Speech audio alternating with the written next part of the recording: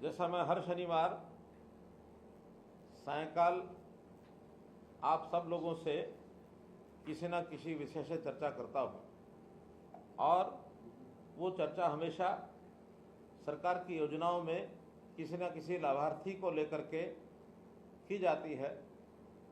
लाभार्थियों से चर्चा का अर्थ ये नहीं है कि उनको कुछ लाभ मिला कि नहीं मिला, बल्कि उसका मेरा उद्देश्य ये होता है कि समाज में जो लोग किसी योजना के पात्र हैं या जिनकी ज़रूरतें पूरी होनी हैं, उनको वो योजनाएं पहुंची कि न पहुंची, उससे हम संतुष्टि का भाव लेते हैं।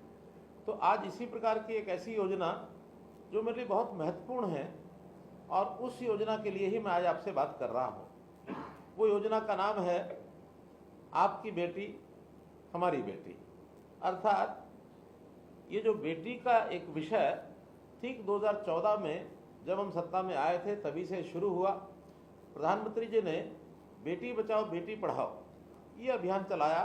पानीपत से एक आह्वान किया कि हरियाणा को उससे पहले एक ऐसा प्रदेश, एक कलंकित प्रदेश जिसमें बेटियों को मारने वाला प्रदेश ये संज्ञा दी जाती थी, इसको ठीक करने के लिए और एक बीड़ा हम लोगों ने उठाया।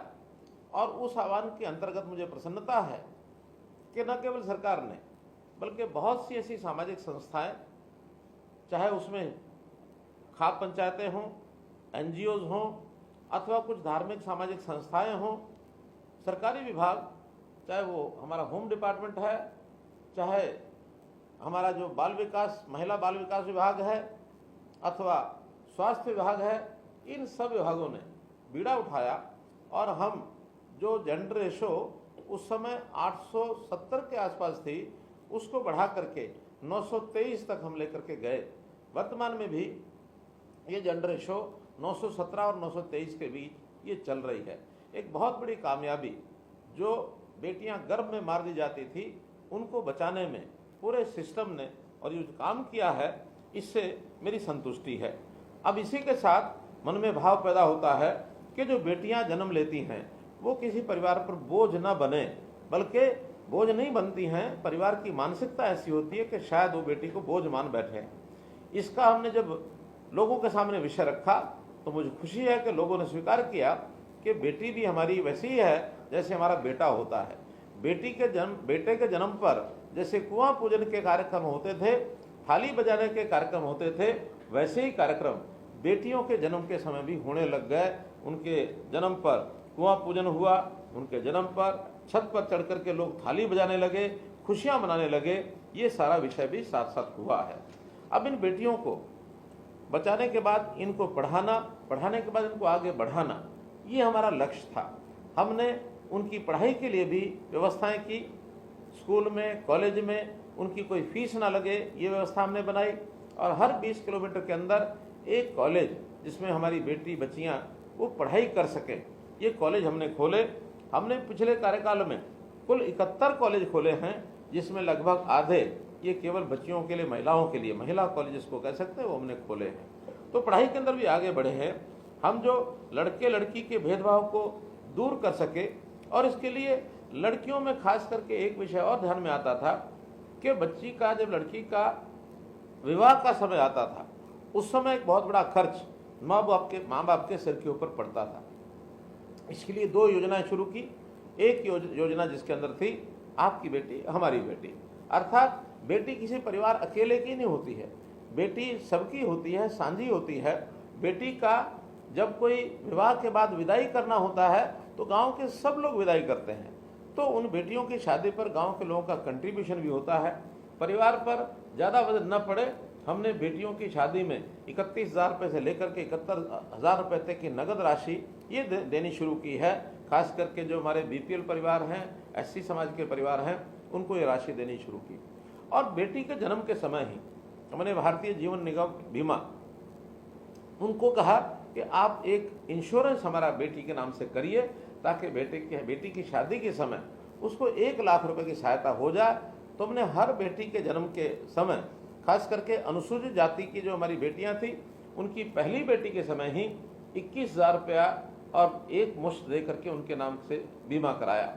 और जो बाकी समाज है उनके सबके दूसरे और तीसरी बेटी के समय हमने 21,000 रुपया ये सब जमा कराना शुरू किया। अर्थात अनुसूचित जाति की हर बेटी के जन्म के समय 21,000 रुपया और बाकी जो समाज है उनके दूसरी और तीसरी बेटी के जन्म के समय 21,000 रुपया ये बैंकों में जमा कराया है। अभी तक 2015 के बाद 4,30,278 लड़कियों को इस योजना का लाभ मिला है और ये राशि माता पिता की सहायता के लिए उनके जन्म के समय काम आएगी। और इस प्रकार से बेटियों को अबला न समझकर बेटी को सबला बनाने का जो काम हमने किया, उसमें उनकी पढ़ाई, उनके ज्ञान विज्ञान के अंदर उनका आगे बढ़ने का काम, खेल के मैदान में उनको आगे बढ़ाने के लिए, राजनीति हो फिर समाज सेवा हो, ऐसे महिलाओं के हर क्षेत्र के अंदर आगे बढ़ने के लिए हमने काम किया। यहाँ तक हमारी एक बेटी चंद्रयान 3 के सफल लैंडिंग की जिम्मेदारी उस बेटी को मिली और एक प्रकार से उसने हरियाणा का नाम न केवल देश में बल्कि दुनिया में वो छोड़ा है। हरियाणा की बेटियों की बहुत सी उपलब्धियां ये हमको ध्यान में आती हैं। अगर एक एक करके उनका नाम मैं लेता हूं तो प्रदेश के नाम को रोशन करने वाली हमारी पहली, जैसा मैंने पहले बताया, महिला अंतरिक्ष यात्री सुश्री कल्पना चावला, बहुत बड़ा नाम हुआ, देश और दुनिया में उसने नाम कमाया। इसी प्रकार पहली महिला पायलट प्रियंका बेनीवाल, वो भी हरियाणा से बनी। प्रथम महिला बीएसएफ में असिस्टेंट कमांडेंट सौम्या, ये भी हरियाणा से बनी। मिग 29 उड़ान भरने वाली देश की प्रथम महिला सिविलियन मेघा जैन। इसी प्रकार प्रथम महिला रोडवेज बस चालक पंकज देवी, प्रथम महिला पहलवान ओलंपिक कांस्य पदक विजेता साक्षी मलिक, प्रथम महिला पहलवान राष्ट्रमंडल खेलों में राष्ट्र स्वर्ण पदक विजेता गीता फोगाट, प्रथम महिला ओलंपिक रजत पदक विजेता दीपा मलिक, प्रथम महिला एवरेस्ट पर्वतारोही बहन संतोष यादव, प्रथम महिला वर्ल्ड रेसलिंग एंटरटेनमेंट यानी WWE रेसलर कविता दलाल, प्रथम महिला अर्जुन पुरस्कार विजेता गीतिका जाखड़, प्रथम महिला भीम पुरस्कार विजेता सुनीता शर्मा और प्रथम महिला मिस वर्ल्ड खिताब विजेता मानुषी छिल्लर। ये हरियाणा की इन बेटियों ने अपनी प्रतिभा और मेहनत के कारण से न केवल अपना परिवार, प्रदेश और देश का नाम दुनिया में ऊंचा किया है। मैं ऐसी सब बेटियों के इस प्रकार के कृतित्व के लिए उनको सबको बहुत बहुत बधाई और शुभकामना देता हूं। भाइयों बहनों, हमने प्रधानमंत्री जी ने भी जैसा सुकन्या समृद्धि योजना, ये योजना चलाई है, इस योजना के अंतर्गत भी बेटी अपने बैंक खाते में 10 वर्ष की आयु के बाद बालिकाओं का खाता डाकखाना में खुलवा सकते हैं। प्रतिवर्ष 250 रुपए से लेकर 1.5 लाख रुपए तक की राशि वो जमा करा सकते हैं। इस राशि पर 8% चक्रवृद्धि ब्याज उनके खाते में उनको मिलता है। साथ ही इस राशि को धारा 80C के अंतर्गत आयकर से भी और मुक्त किया गया है। ये राशि बेटी के बड़े होने पर उसके किसी भी कामकाज में मददगार हो सकती है। हमने बेटी के विवाह के समय ये जो योजनाएं पहले बताई हैं वो सब हमने लागू की हैं। यही नहीं, बेटियों को आगे बढ़ाने के लिए समय समय पर उनकी जो पढ़ाई की फीस है वो भी हमने माफ की है। ITI में पढ़ते समय लड़कियों को प्रतिमाह वजीफा ये भी दिया जाता है और बेटियों के 150 किलोमीटर दूरी तक रोडवेज की बसों में मुफ्त यात्रा ये सुविधा भी दी गई है। 211 विशेष महिला बसें पढ़ाई में जाने के लिए छापसू योजना में छात्रा परिवहन सुरक्षा इस योजना में भी हम चला रहे हैं। हम BPL परिवारों की किशोरी और महिलाओं को मुफ्त में सैनिटरी पैड उपलब्ध करवाने के लिए महिला किशोरी सम्मान योजना ये भी हमने उसमें लागू किया है। इस प्रकार से कामकाजी महिलाएं उनके नन्हे बच्चों को, चाहे वो प्राइवेट नौकरी करती हैं, उनके लिए भी 6 साल तक के बच्चों को 8 से 10 घंटे प्रतिदिन क्रच की व्यवस्था भी कराई गई है। तो इस प्रकार से प्रदेश के अंदर बेटियों का सम्मान बढ़े, बेटी हमारी बेटों से पीछे नहीं है, इस प्रकार की योजना में हरियाणा जो है अपना स्थान बनाया है। तो आज मैं इस अवसर पर हमारी बेटी, आपकी बेटी, हमारी बेटी, इसके अंतर्गत जो बेटियों को लाभ मिला है, 21,000 रुपया जिन बेटियों के नाम से जमा कराया है उनके माता पिता से आज मैं बात कर रहा हूं। निश्चित रूप से इसके लिए मैं आपको बहुत बहुत धन्यवाद भी करता हूं, आपको शुभकामना भी देता हूं।